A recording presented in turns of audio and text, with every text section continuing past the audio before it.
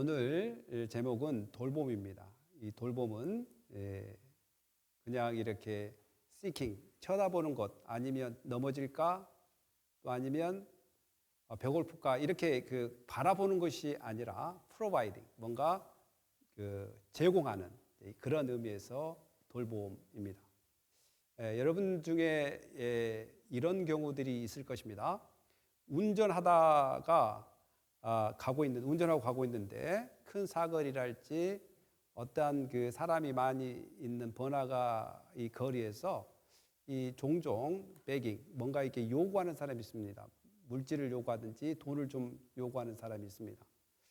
그럴 때 여러분들이 딱 그분과 눈이 마주칠 때 여러분 어떻게 행동하십니까? 여러분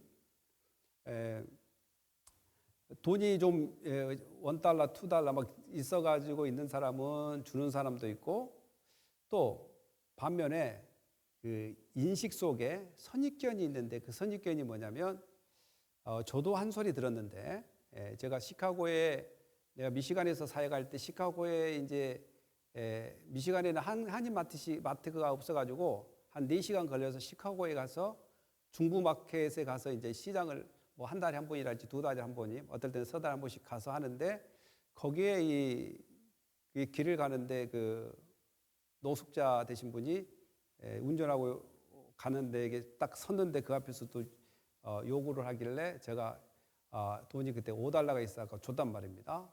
그래서 그것을 내가 갔다 와서 우리 교인 몇 사람한테 이야기하니까 목사님 돈 주면 안 됩니다. 그러더라고요. 돈 주면 안 된대요. 그래서 왜요? 돈 주면 안 됩니까? 그러니까 그 사람들 돈 주면 다 이렇게 담배를 사든지 드러그, 마약을 사든지 그렇습니다. 돈 절대 주면 안 됩니다. 그러더라고요. 그래서 괜히 좋은 일하고 핀잔을 먹었습니다. 그래서 이제 내 속에는 늘 궁금증이 있어요. 그러면 혹시 그 사람이 이게 담배를 사러 간 걸 보셨느냐?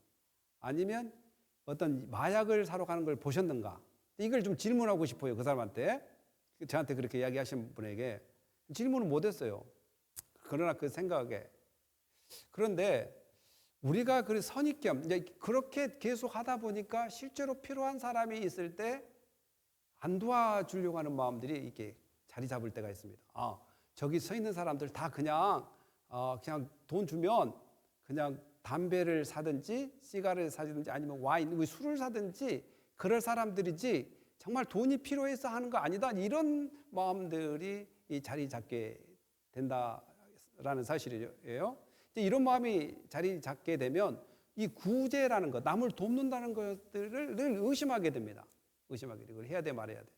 그런데 오늘 본문에도 마찬가지로 바울이 이 디모데에게 목회를 할 때 이런 도와줘야 될 사람, 또 케어해야 될 사람이 있는데 이런 사람을 어떤 기준으로 케어하고 도와줘야 되는가를 이렇게 그 상황에 맞게끔 잘 설명해 놓았습니다. 그러면 우리가 이런 것들을 보면서 우리도 남을 도와줄 때, 또한 남을 섬길 때 이런 기준을 가지고 해도 무방하겠다라는 것이죠.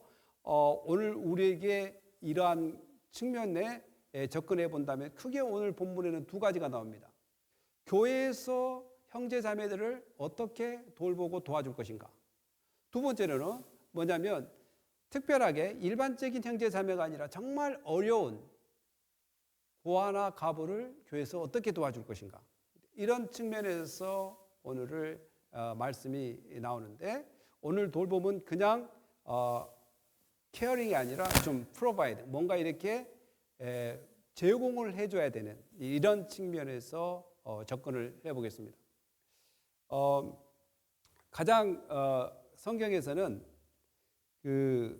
교회가 추구해야 될 것은 형제 자매 간의 사랑이라고 많이 표현합니다.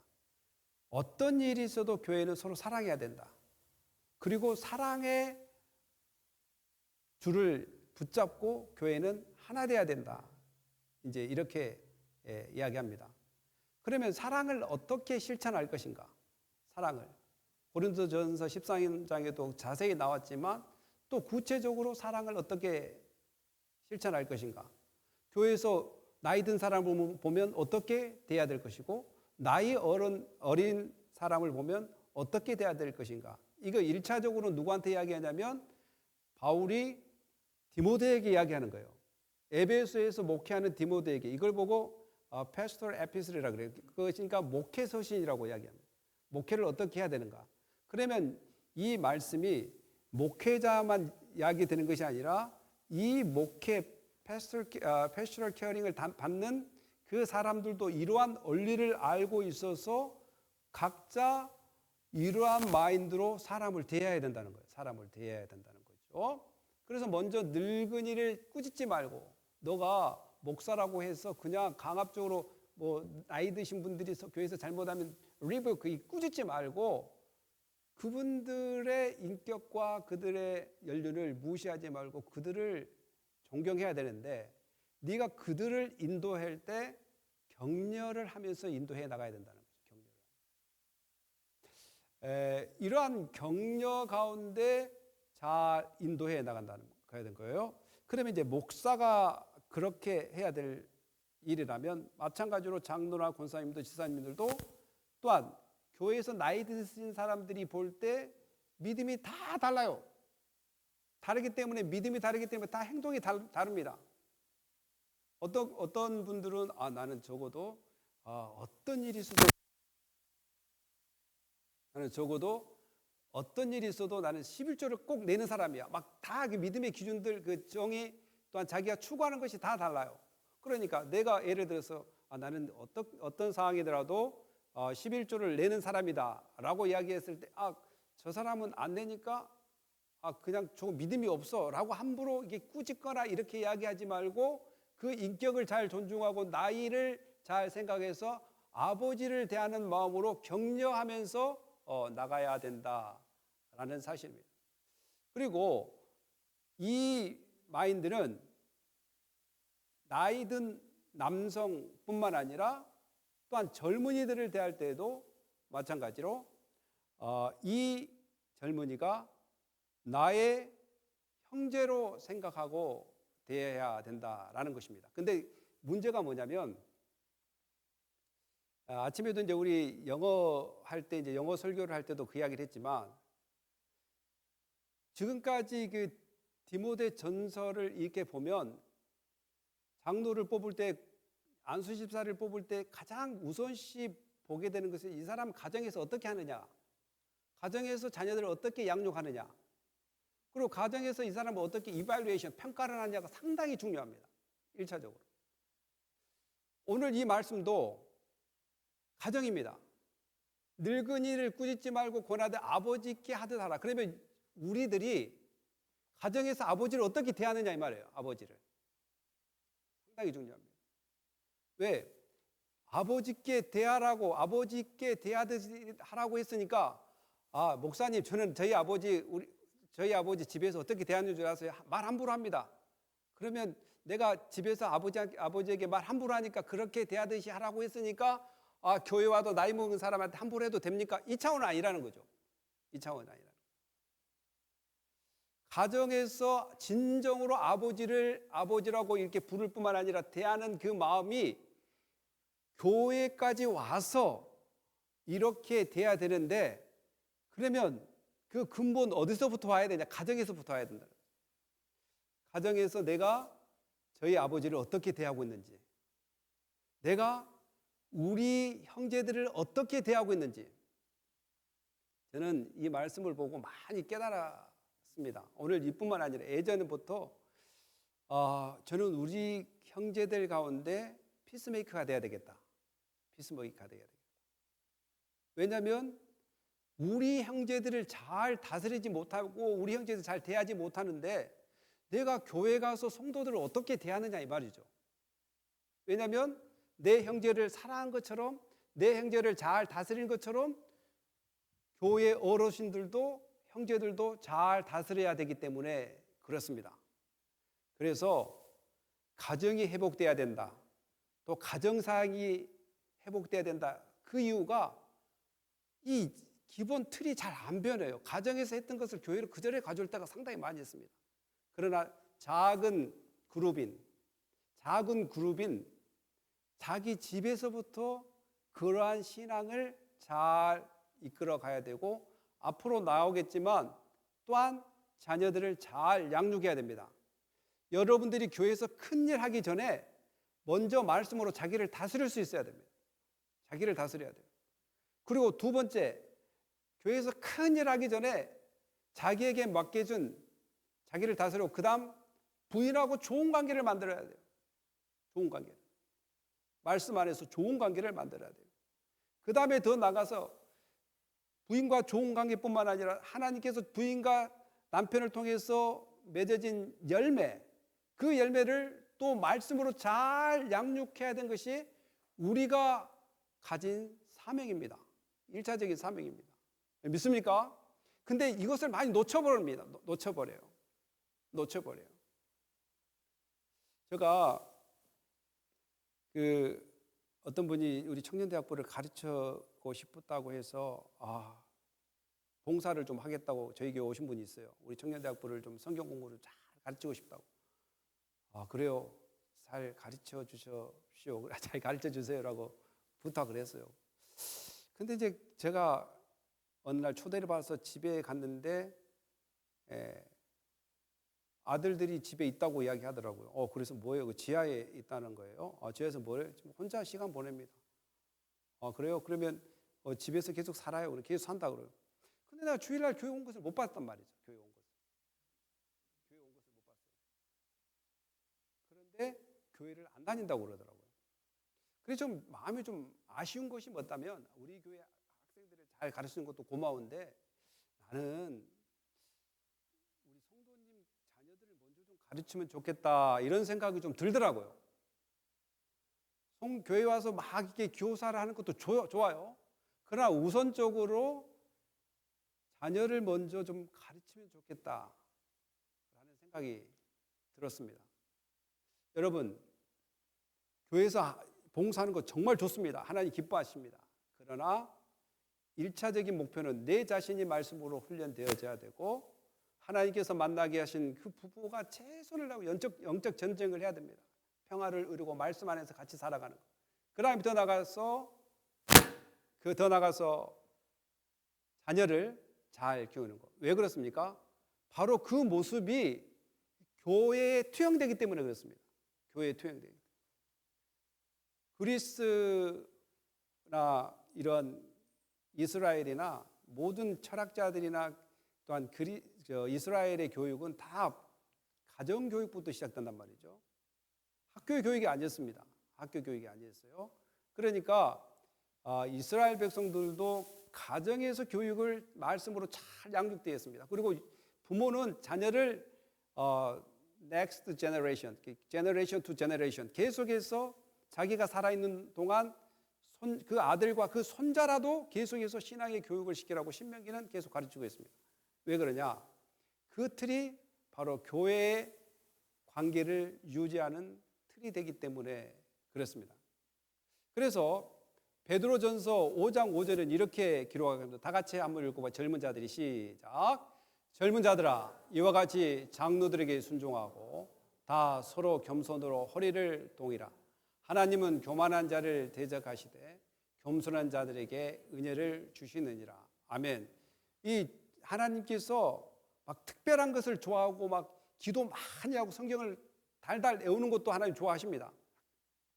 좋아하세요. 그러나 더 중요한 것은 정말 질서를 잘 지키는 것, 말씀 안에서 질서를 잘 지키는 것도 상당히 하나님께서 기뻐하십니다. 오늘 그러지 않습니까? 하나님은 교만한 자를 대적하시니 겸손한 자에게 은혜를 주신다.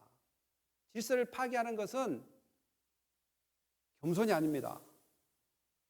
다 알아요. 아나 질서를 지켜나가는 거예요. 질서를 지켜나가는 거예요. 제가 저희 이제 신학교에서 신학생들을 이제 가르치는데 꼭 이야기해요. 여러분, 숙제를 여러분들의 그 학교 계정에다가 서밋을 하세요. 서밋. 학교 교정, 자기 어카운트에다가 숙제를 했으면 서밋을 하세요. 그런데 몇 번 이야기해도 꼭 저희한테 개인 메일로 보는 사람이 있어요. 개인 메일로. 신학교에서 어떠한 룰을 지켰으면 룰을 따르는 것이 신학의 공부의 기본이다. 항상 저는 그렇게 이야기합니다. 룰을 정했으면 룰을 따라서 하는 것이 신학의 기본이다.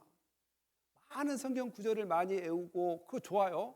하나님 기뻐하신 일이지만 그러나 어떠한 하나님께서 세우신 조직이랄지 사람에 있어서 이러한 룰을 하나님 말씀에 벗어나지 않는 거라면 룰을 잘 따르는 것도 신학의 공부의 시작이며 또 하나님이 그걸 기뻐한다는 거예요. 왜? 겸손한 자만이 그렇게 할 수 있어요. 교만하면 할 수 없습니다. 자기의 마음대로 하려는 것이고 하는 것이 교만의 시작이기 때문에 그렇습니다. 사랑하는 성도 여러분, 우리 교회 안에서 행복한 교회가 되려면 나이 든 사람은 남자가 된다면 아버지처럼 대하고 또 여자분이 나이가 많다면 어머니처럼 대하고 또 나이가 어린 사람이라고 무시하는 것이 아니라 나이가 어린 사람은 나의 형제면 형제, 동생이면 동생처럼 이렇게 대해야 됩니다. 그렇게 대하려면 가정에서 형제를 잘 대해야 되는 것이 바로 연결되기 때문에 그렇습니다. 올 2025년도는 가정의 일한 회복이 있기를 예수님의 이름으로 축복합니다. 한번 정해 보십시오. 2025년은 좀 가정을 한번 말씀으로 회복시켜 보리라.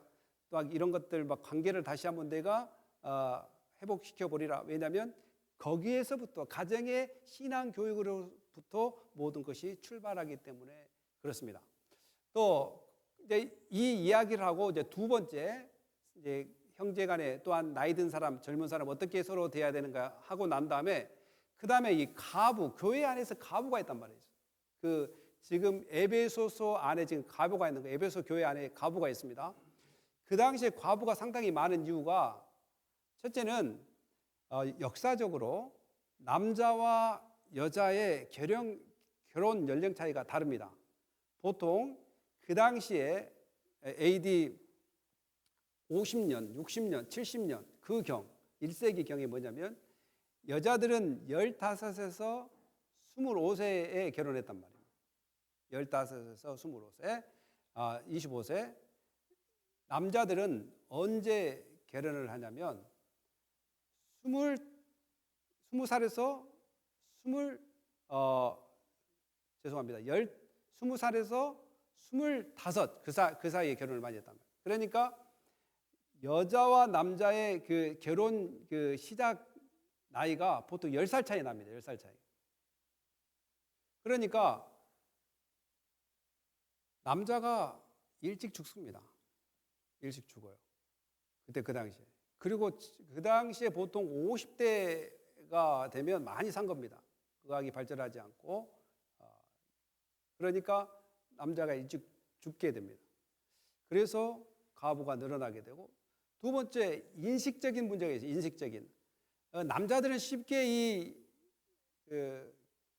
재혼을 하는데 여자들에게 있어서 재혼은 상당히 힘든 상황이었어요. 왜냐하면 지참금이 필요합니다. 지참금. 그때 그 당시 역사에 어떤 사람에게 결혼을 하려면 여자가 지참금을 가져가야 돼요. 그리고 지참금을 구할 수도 없고 그래서 하지 못하는 경우가 상당히 많이 있습니다. 또 세 번째는 인식 문제입니다. 인식. 왜냐하면 여자들이 재혼한다는 것에 대해서 손가락질을 많이 했던 그 시대예요. 그러니까 계속해서 가부가 많이 늘어났고 또 네 번째 뭐냐면 이 에베소 교회가 가부가 많이 늘어난 이유가 뭐냐면 여러분도 사도행전 6장에도 이야기했다시피 헬라파 가부들과 또한 그리스파 헬라파 가부들과 히브리파 가부들이 있었단 말입니다. 그러면 그 가부들을 돕는데 불협화음이 생겨서 그 일꾼을 뽑지 않습니까? 그러니까 그 구약이나 신약의 교회가 기본적으로 해왔던 것이 뭐냐면 고아와 가부를 도왔던 일들이 계속 역사적으로 일어나기 때문에 교회하면 가부와 고아를 잘 돕는다는 소식을 듣고 많이 모여듭니다. 많이 모여듭니다. 그러니까 그 에베소 교회가 점점 가부가 늘어나는 거예요. 그리고 다섯 번째는 뭐냐면 남자들이 그때 에베소는 지금 아데미 신전도 있고 우상이 가득한 곳입니다. 그게 대부분 우상을 만들어서 살았던, 삶을 영위했던 세공들이 많았던 그 장소입니다. 그래서 어떠한 종교를 바꾼다는 것은 많은 핍박이 따라오고 생업을 유지할 수 없는 상황들까지 가게 됩니다. 그러니까 핍박에 있어서 남자분들이 많이 핍박을 당하고 화형을 당하는 또 그러한 일들을 많이 당하게 돼서 결론적으로 여자들이 가부가 많이 늘어난 거예요. 그러니까 이 많은 사람들을 교회에서 어떻게 도울 것인가? 많은 사람들. 그래서 상가부인 과부를 존대해야 됩니다. 만일 어떤 가부에게 자녀와 손자들이 있거든 그들로 먼저 자기 집에서 이제 효를 하라고 나오지 않습니까? 그러니까 교회가 다 감당할 수 없으니까 60세 이상만 이제 교회가 등록을 합니다. 60세 이상만. 그리고 어떤 사람이 자녀가 없거나 손자도 없거나 그리고 경제적 능력이 없는 사람만 돕고 나머지 가부들은 어떻게 하느냐면 젊은 가부들은 될 수 있으면 재혼을 장려하고 더 나아가서는 자녀가 있거나 손자가 있으면 그들로 먼저 가부를 돕게 합니다. 그것이 뭐냐면 한국말로는 효라고 이렇게 번역을 해버렸어요. 효를. 근데 여러분들 이제 ESV, NIV, 킹 제임스 버전의 여러 가지 영어 성경책을 뭐냐면 practice godliness 이렇게도 이야기하고 practice holiness 이 거룩함을 훈련하라는 거예요. 거룩함을 보여주게 하라는 거예요. 그러니까 자녀들로 하여금 교육을 시키라는 거예요. 자녀들로 하여금 부모를 섬기는 것처럼 또한 부모에게 이렇게 서포트하는 것들을 생겨야 돼요. 왜냐하면 출애굽기 20장 그리고 레위기 19장에서 이야기한 것처럼 내 부모를 섬기라고 이야기했습니다. 내 부모를 공경하라고. 그러니까 성경에서는 이렇게 실질적으로 그 성경을 아는 것뿐만 아니라 실제로 이렇게 경제력이 없고 결혼을 해서 남편이 돌아가시고 더 나아가서는 60세 이상인 사람들은 분명히 이렇게 자녀들이 있거나 또한 손자들이 있으면 먼저 그들을 통해서 도움을 받게 가르쳐야 되는 거예요. 그것이 바로 경건한 삶이라는 거예요. 경건한 삶. 그것이 바로 크리스찬이 해야 될 삶이라는 거예요. 크리스찬. Show godliness 하면. 그리고 또 두 번째는 뭐냐면 이렇게 너를 길러주신 분에게 너희를 보답할 수 있게끔 길을 열어줘야 된다라는 것이죠. 이제 저희 딸이 우리 이제 애가 남자애들이 세 명 있고 딸이 이제 하나 있는데 남자애들은 이제 어떤 분들은 목사님 남자애들 키우기 힘들지 않습니까? 이렇게 막 질문하신 분이 있어요.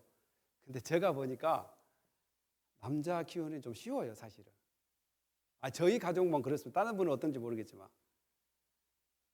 근데 딸은 요구가 너무 많아요. 요구가. 제가 한번 우리 딸이 뭐 요구하면 한 번 가면 막 2시간 막 밖에 있는 걸 기본 2시간 이렇게 여기 갔다가 저기 갔다가 또 갑자기 뭐 기다려 달라고 뭐 그러니까 내가 오늘 이 설교 한다 이야기했으니까 너무 힘들어요. 그래서 제가 이제 이런 이야기를 했어요. 하영아, 너가 이렇게 아빠 이렇게 하는 거 기억해야 된다. 내가 나이 들어서 힘이 없으면 너도 아빠 이렇게 스타벅스에서 커피 사준 것처럼 사줘야 된다. 그러면 absolutely 막 자기 그런다는 거예요. 예. 어렸을 때부터 교육을 시켜야 됩니다, 여러분. 교육을 시켜야 돼요. 그런데 중요한 것은 뭐냐면 목사님 그러면 뭐 자녀를 힘들게 할 수밖에 없지 않느냐? 그런 차원은 아닙니다. 여기가 전제가 뭐냐면 여러모로 삶을 살아가는데 경제적인 부유함도 없고 힘이 없거나 또한 정말 살아갈 그런 어떤 붙잡고 갈 그런 상황이라면 그렇게 하는 겁니다. 근데 남편이 본인이 잘 살고 있고 그런데 막 그렇게 하라는 것은 아닙니다. 여기서 60세에서 가부를 이야기하기 때문에 가부. 경제적인 수입이 없고 어떤 일을 할 수 없는. 그러니까 이 모든 말씀을 보면 말입니다. 우리가 신앙이 실전입니다. 실전. 자녀들을 이렇게 가르치고 또 그렇게 하게끔 하고 섬기게 하고.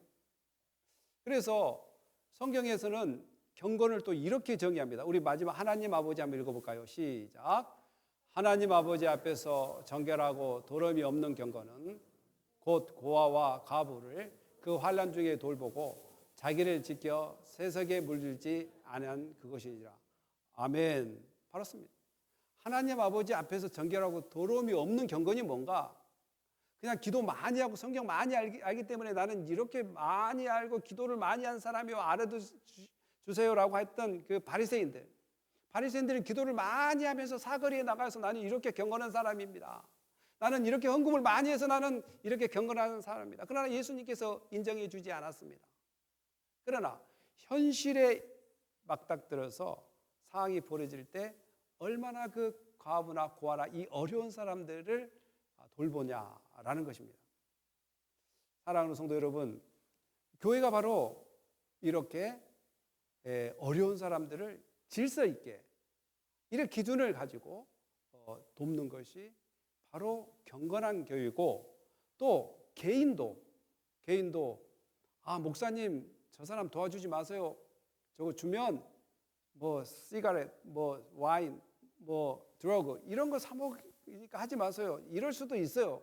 그러나 내가 직접 보지 않은데 어떠한 선입견을 가지고 돕는 것을 주제하지 말고 그냥 도울 사항이 되면 하나님의 주신 마음으로, 또한 하나님이 주신 자비의 마음으로 도울 수 있으면 돕는 것이 우리가 경건의 삶이라는 것을 깨달아야 될 줄 믿습니다. 네, 바로 그것이 경건입니다. 누구든지 자기 친족을, 특히 자기 가족을 돌보지 않으면 믿음을 배반한 자요 불신자보다 더 악한 자니라, 이렇게 이야기합니다. 그래서 늘 제가 성경을 읽으면 읽을수록 늘 발견하게 된 것은 자기 스스로가 먼저 하나님을 깊이 깨닫는 것이 상당히 중요하다. 왜냐하면 제가 자주 이야기합니다마는 우리가 하나님을 사랑해야 됩니다. 믿습니까? 하나님을 사랑해야 돼요. 왜냐하면 하나님이 내가 사랑하기도 전에 하나님이 저희를 사랑하기 때문에 그렇습니다. 두 번째, 하나님께서 내 이웃을 사랑하라고 이야기했습니다. 근데 단서가 있어요. 그냥 아무렇게나 사랑하라고 그랬으면 아무렇게나 사랑하겠는데 어떻게 사랑하라고 했습니까? 네, 내 이웃을 내 몸과 같이 사랑해요. 그러면 일단 누구를 사랑해야 돼요? 내 몸을 사랑해야 되는 거예요. 내 몸이 말씀이 필요하면 말씀도 집어넣어주고, 내 몸이 갈급해서 기도하기 싶어하면 기도 자리로 좀 데려가 주고, 그리고 내 몸이 예배를 드리고 싶어하면 예배 자리로 내 몸을 좀 데려가 주고, 내 몸이 이제는 너무 일이 많구나라고 내 몸이 이야기하면 어때요? 일을 좀 스탑하고 쉬고 내 몸이 이야기하면 내 몸을 사랑할 수 있어야 됩니다. 내 몸이 주인님 나의 영이 좀 갈급하니까 제발 좀 새벽기도 좀 데려가줘 나를. 그런데 가만히 있어. 일이 먼저야. 이것이 아니라 나를 사랑해야 돼요. 나를 사랑해. 그래야지 그런 사랑이 내 몸에 가득해서 이제는 그런 사랑이 이웃을 사랑하는 것으로 발전하기 때문에 그렇습니다. 여러분 자신을 사랑하십시오. 이거는 셀피시가 아닙니다. 이건 셀피시가 아니에요. 계속 이야기하지만 어떤 지혜로운 그 아기 엄마가 음식이 있을 때 자기가 먼저 먹지 않습니까? 자기가 먹고 젖을 생성해서 아이를 빨 수 있도록 만든 것이 지혜 아니겠습니까? 마찬가지로 자기를 먼저 그렇게 해야 됩니다. 그래서 여러분들께서 또 우리 모두가 가정에 어려운 상황과 처지가 있으면 살려내야 됩니다. 누구든지 자기 친족, 특히 자기 가족을 돌보지 않으면 믿음을 배반한 자의 불신자보다 더 악한다. 왜냐하면 그리스나 이스라엘의 모든 문화는 자기 가족을 책임지는 부양의 의미가 다 있었습니다. 그러면 그 믿지 않는 사람도 기본 천륜, 그러한 진리, 일반적인 진리를 깨닫고 그렇게 한다면 그보다 더 고차원에 살고 있는 기독교인들은 얼마나 더 그래야 되는가 이 말입니다. 얼마나 더 그래야 되는가. 그래서 저희 교회는 항상 그렇습니다. 밖에 있는 선교사 돕는 거 좋습니다. 또한 어려운 개척교회 돕는 거 좋습니다. 그래서 우리 교회 안에 도울 사람이 있나 없나를 살피라는 거예요. 우리 교회 안에 누가 밥은 제대로 먹고 있는지, 아니면 정말 힘들어 살고 있지 않은지, 이런 걸 먼저 살피고 그들을 도우라는 거예요. 도울 때는 왼손이 한 거 오른손이 모르게 할 정도로 교회 안에서는 그렇게 도와야 됩니다. 우리 교회 성도님 누구 오늘 도왔대, 이렇게 하면 안 돼요. 왜냐하면 그 도움받는 사람도 부담스러우니까. 그냥 모르게, 그냥 살며시. 그래서 교회에서 누구를 도와야 되겠다면, 안 믿는 사람을 도와야지 뭐 꼭 교회 안에 도와야 됩니까? 꼭 이렇게 이야기하는 사람도 있습니다. 우리가 안 믿는 사람 안 도운단 말이 아니라 모든 것은 순서가 있습니다. 그래서 이렇게 교회 안에 어려운 사람을, 이거 다 지금 교회 안에 있는 사람을 이야기하는 겁니다. 지금 교회 안에 가부들을 어떻게 도와야 되는가. 교회 안에. 이렇게 도우면서 더 나가서는 밖을 향하여 계속해서 도움의 손길을 펼쳐 나가야 된다라는 사실입니다. 사랑하는 성도 여러분, 어떻게 보면 교회의 모든 신앙은 가정에서부터 비롯되는 것을 이 말씀을 통해서 많이 발견하게 됩니다. 그래서 우리 한 사람 한 사람이 얼마나 중요한지, 내 한 사람 한 사람이 얼마나 가정을 이끌어가고 믿음으로 세워가는 그 일이 중요한지를 발견하게 됩니다. 모든 것은 연결되어 있기 때문에 그렇습니다. 그러니까 예수님도 마가복음 7장 10절 12절에 이렇게 이야기합니다. 다 같이 한번 읽어볼까요? 시작. 모세가 이르되 내 부모를 공경하라 하고 또 아버지나 어머니를 모독하는 자는 반드시 죽임을 당하리라 하였거늘 너희는 이르되 사람이 아버지에게나 어머니에게 말하기를 내가 드려 유익하게 할 것이 고르반 곧 하나님께 드림이 되었다 하기만 하면 그만이라 하고 자기 어머니나 어머니에게 다시 아무것도 하여 드리기를 허락지 아니하여. 예수님도 이런 가르침을 했습니다.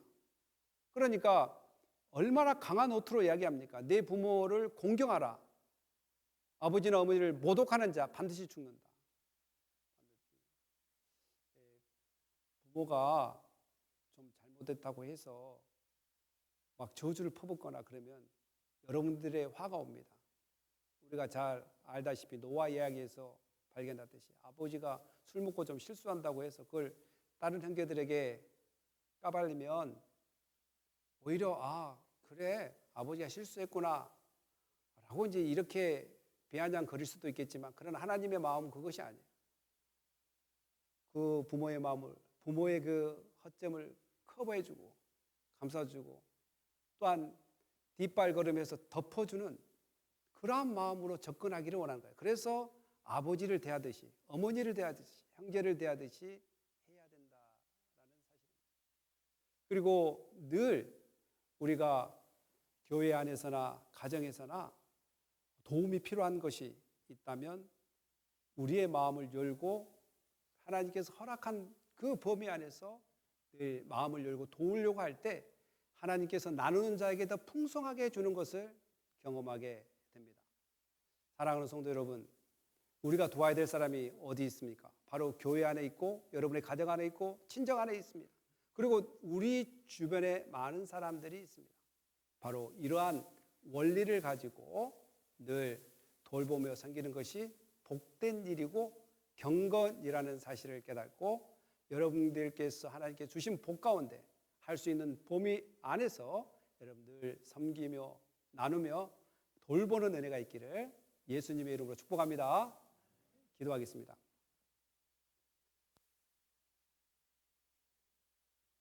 오늘 우리 가운데 하나님께서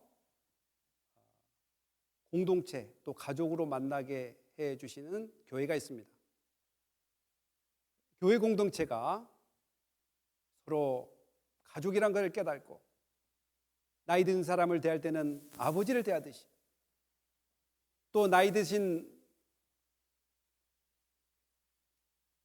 오늘 여성을 대할 때는 어머니를 대하듯이 또한 젊은 형제나 자매를 대할 때는 내 가족의 형제 자매처럼 늘 사랑으로 격려하며 깨끗함으로 대할 수 있게 하여 주시고, 또한 도와야 될 사람이 있다면 마음의 문을 열고 선입견이나 편견을 갖고 바라보는 것이 아니라 진정으로 서로 도움을 주고 도움을 받고, 또한 하나님이 주신 모든 것들을 이렇게 나누는 그러한 것이 참된 경건이라는 것을 깨닫고 늘 돌봄에 늘 앞장서는 그러한 믿음이 되게 하여 주시옵소서. 감사하며 예수님의 이름으로 기도합니다.